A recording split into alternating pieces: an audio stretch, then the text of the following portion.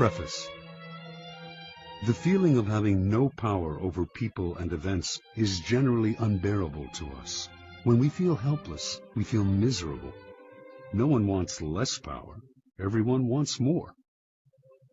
In the world today, however, it is dangerous to seem too power-hungry, to be overt with your power moves. We have to seem fair and decent. So we need to be subtle, congenial yet cunning, democratic yet devious. Law 46. Never appear too perfect. Judgment. Appearing better than others is always dangerous, but most dangerous of all is to appear to have no faults or weaknesses. Envy creates silent enemies. It is smart to occasionally display defects and admit to harmless vices in order to deflect envy and appear more human and approachable.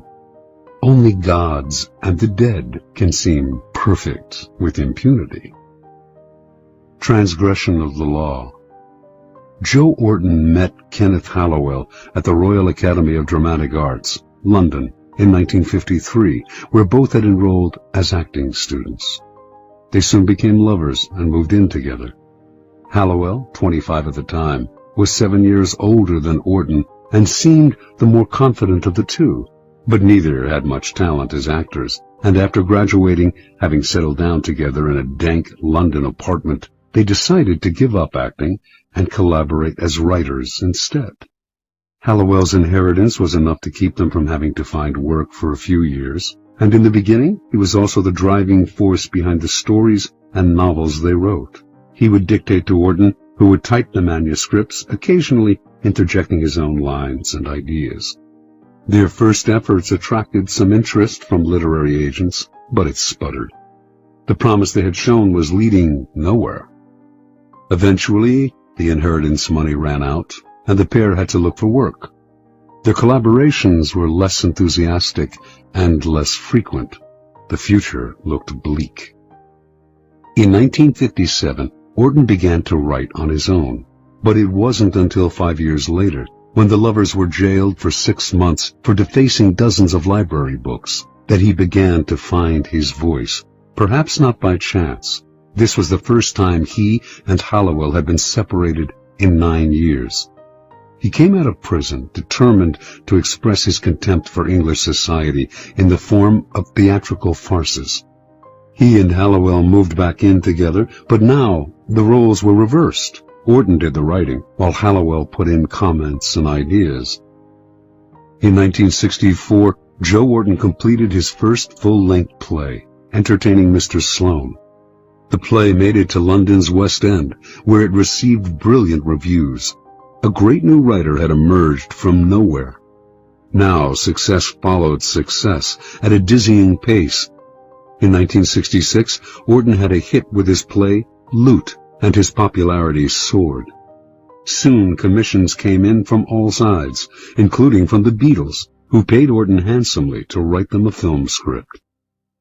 Everything was pointing upwards, everything except Orton's relationship with Kenneth Hallowell. The pair still lived together, but as Orton grew successful, Hallowell began to deteriorate. Watching his lover become the center of attention, he suffered the humiliation of becoming a kind of personal assistant to the playwright, his role in what had once been a collaboration growing smaller and smaller. In the 1950s, he had supported Orton with his inheritance. Now Orton supported him. At a party or among friends, people would naturally gravitate towards Orton. He was charming, and his mood was almost always buoyant. Unlike the handsome Orton, Hallowell was bald and awkward. His defensiveness made people want to avoid him. With Orton's success, the couple's problems only worsened. Hallowell's moods made their life together impossible. Orton claimed to want to leave him and had numerous affairs, but would always end up returning to his old friend and lover. He tried to help Hallowell launch a career as an artist, even arranging for a gallery to show his work, but the show was a flop, and this only heightened Hallowell's sense of inferiority. In May of 1967, the pair went on a brief holiday together in Tangiers, Morocco. During the trip, Auden wrote in his diary, "We sat talking of how happy we felt, and how it couldn't surely last. We'd have to pay for it, or we'd be struck down from afar by disaster because we were, perhaps, too happy. To be young, good-looking, healthy, famous, comparatively rich and happy is surely going against nature." Hallowell outwardly seemed as happy as Auden. Inwardly, though, he was seething. And 2 months later, in the early morning of August 10th, 1967, just days after helping Auden put the finishing touches to the wicked farce What the Butler Saw, undoubtedly his masterpiece, Kenneth Hallowell bludgeoned Joe Auden to death with repeated blows of a hammer to the head. He then took 21 sleeping pills and died himself, leaving behind a note that read, "If you read Auden's diary, all will be explained." Interpretation. Kenneth Hallowell had tried to cast his deterioration as mental illness, but what Joe Auden's diaries revealed to him was the truth. It was envy, pure and simple, that lay at the heart of his sickness. The diaries, which Hallowell read on the sly, recounted the couple's days as equals and their struggle for recognition. After Auden found success, the diaries began to describe Hallowell's brooding, his rude comments at parties, his growing sense of inferiority. All of this Auden narrated with a distance that bordered on contempt. The diaries made clear Hallowell's bitterness over Auden's success. Eventually, the only thing that would have satisfied him would have been for Auden to have a failure of his own, an unsuccessful play perhaps, so that they could have commiserated in their failure as they had done years before. When the opposite happened, as Auden grew only more successful and popular, Hallowell did the only thing that would make them equals again. He made them equals in death. With Auden's murder, he became almost as famous as his friend, posthumously. Joe Auden only partly understood his lover's deterioration. His attempt to help Hallowell launch a career in art registered for what it was, charity and guilt. Auden basically had two possible solutions to the problem.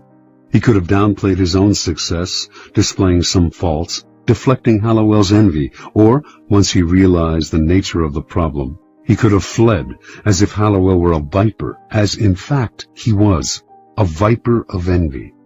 Once envy eats away at someone, everything you do only makes it grow, and day by day it festers inside them. Eventually, they will attack.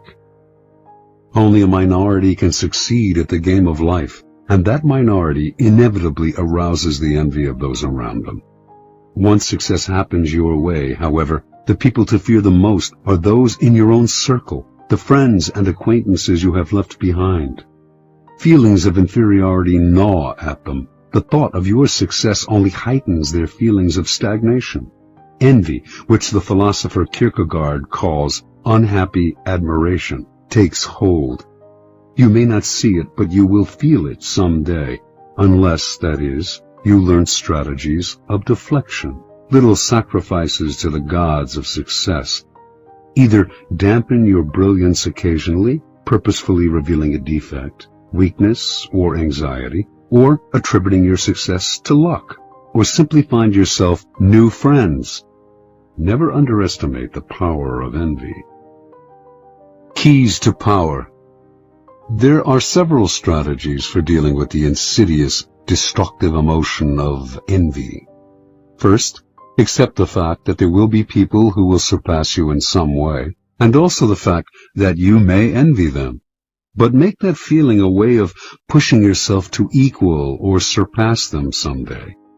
Let envy turn inward, and it poisons the soul. Expel it outward, and it can move you to greater heights. Second, understand that as you gain power, those below you will feel envious of you. They may not show it, but it is inevitable. Do not naively accept the facade they show you. Read between the lines of their criticisms, their little sarcastic remarks, the signs of backstabbing, the excessive praise that is preparing you for a fall, the resentful look in the eye. half the problem with envy comes when we do not recognize it until it is too late. Finally, expect that when people envy you, they will work against you insidiously. They will put obstacles in your path that you will not foresee or that you cannot trace to their source. It is hard to defend yourself against this kind of attack, and by the time you realize that envy is at the root of a person's feelings about you, it is often too late. Your excuses, your false humility, your defensive actions only exacerbate the problem. Since it is far easier to avoid creating envy in the first place than to get rid of it once it is there, you should strategize to forestall it before it grows. It is often your own actions that stir up envy, your own unawareness. By becoming conscious of those actions and qualities that create envy, you can take the teeth out of it before it nibbles you to death. Kierkegaard believed that there are types of people who create envy and are as guilty when it arises as those who feel it. The most obvious type we all know. The moment something good happens to them, whether by luck or design, they crow about it.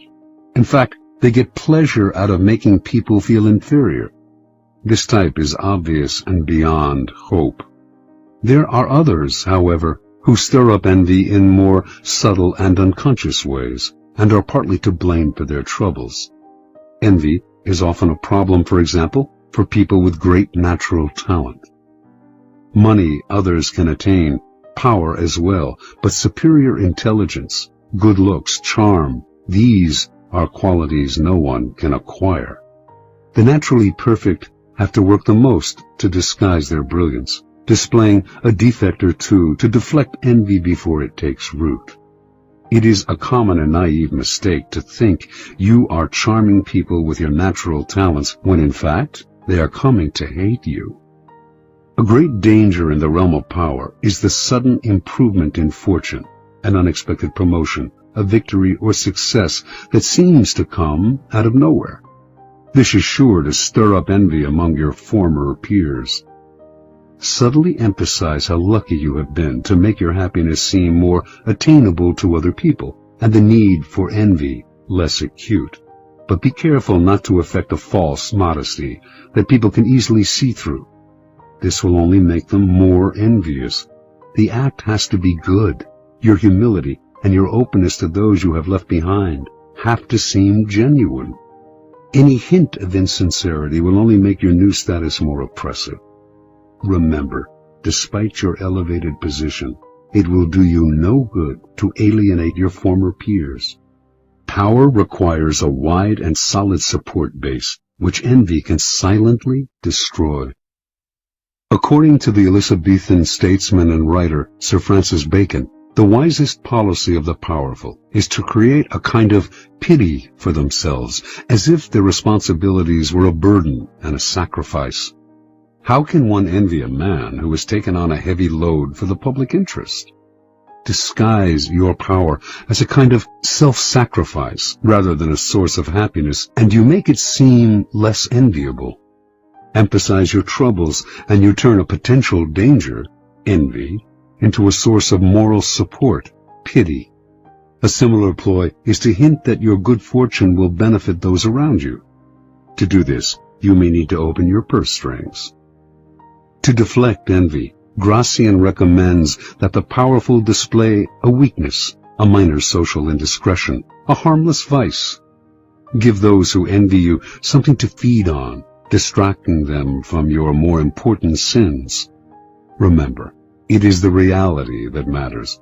You may have to play games with appearances, but in the end, you will have what counts, true power.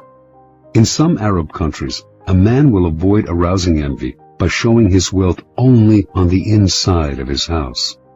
Apply this wisdom to your own character. Beware of some of envy's disguises. Excessive praise is an almost sure sign that the person praising you envies you. They are either setting you up for a fall, it will be impossible for you to live up to their praise, or they are sharpening their blades behind your back. At the same time, those who are hypercritical of you, or who slander you publicly, probably envy you as well. Recognize their behavior as disguised envy, and you keep out of the trap of mutual mudslinging, or of taking their criticisms to heart. Win your revenge by ignoring their measly presence. Do not try to help or do favors for those who envy you. They will think you are condescending to them. Joe Orton's attempt to help Hallowell find a gallery for his work only intensified his lover's feelings of inferiority and envy. Once envy reveals itself for what it is, the only solution is often to flee the presence of the enviers, leaving them to stew in a hell of their own creation.